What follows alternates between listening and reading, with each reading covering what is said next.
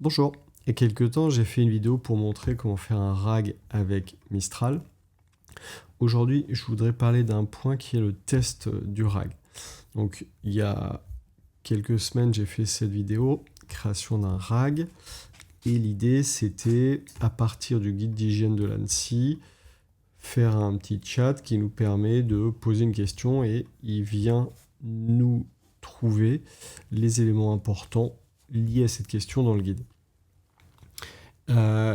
Potentiellement, il y a une problématique, c'est que moi j'avais utilisé le Mistral Embed pour faire l'embedding de ma base de connaissances, qui est le guide de l'hygiène. Et en discutant avec quelqu'un, la question était, qu'est-ce qui se passe si je change de modèle pour faire de l'embedding? Est-ce qu'on aura toujours les mêmes bonnes réponses? Est-ce que ça va dévier?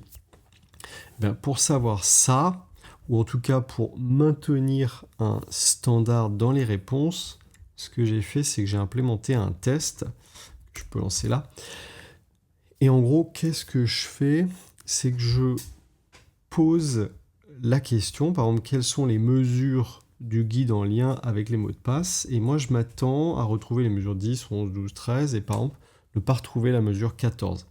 Donc j'ai fait ça sur plusieurs questions. L'idée, c'est d'avoir un panel, et derrière, quand je lance le test, en gros, ça pose cette question, et ça regarde quelles mesures ont été récupérées pour répondre à cette question.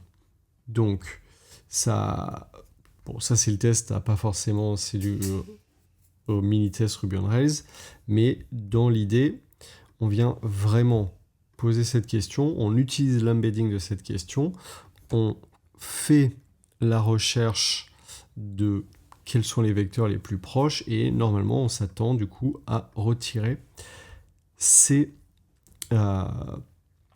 recommandations d'ANSSI.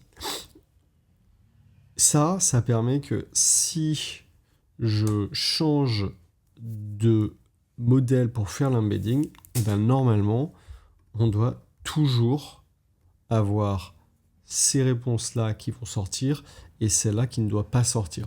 Non, je pourrais en mettre plein d'autres là. Mais l'idée, c'est que ça permet de vérifier la stabilité du modèle et de notre RAG.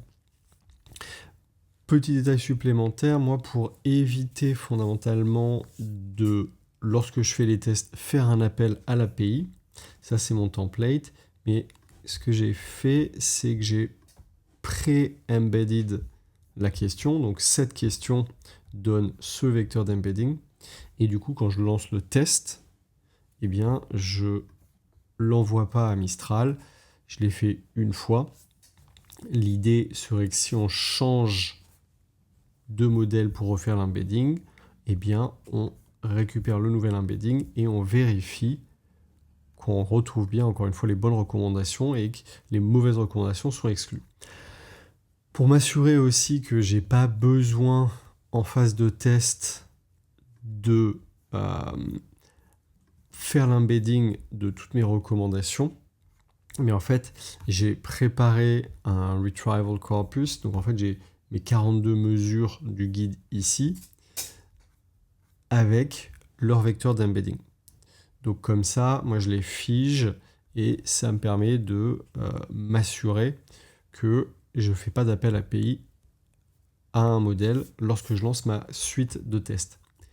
Par contre, ce qui est important, c'est d'avoir ce template-là, puisque l'intelligence entre guillemets se trouve ici, c'est que moi-même, j'ai vérifié que pour une question comme ça, il fallait que j'ai ces recommandations et il ne fallait pas que j'ai celle-là. Du coup, la prochaine fois, si je change de modèle d'embedding, moi j'ai une petite tâche, on appelle ça des tasks en Ruby on Rails, qui me permet de refaire l'évaluation, donc qui va d'une part avec les seeds régénérer ma base de données et l'embedding pour chaque mesure, et me recréer mon fichier d'évaluation avec un nouvel embedding, avec le nouveau modèle d'IA pour faire l'embedding, pour cette question. Du coup, à chaque fois, ça me permet de faire l'embedding une seule fois, tester, lancer le test et vérifier que tout est vert et donc que mon modèle est stable et n'a pas changé, même si j'ai changé de modèle d'embedding. Voilà, c'est un petit détail sur comment s'assurer un petit peu une stabilité dans l'évolution de votre RAG. Et surtout, ça peut être intéressant ensuite pour tester différents modèles d'embedding et puis les comparer. Si le test ne passe pas, ça veut dire qu'il y a eu un problème au niveau de l'embedding puisque vous ne récupérez pas les réponses attendues à la question. J'espère que ça vous a plu. Continuez de me suivre sur Cocoricodo et à bientôt.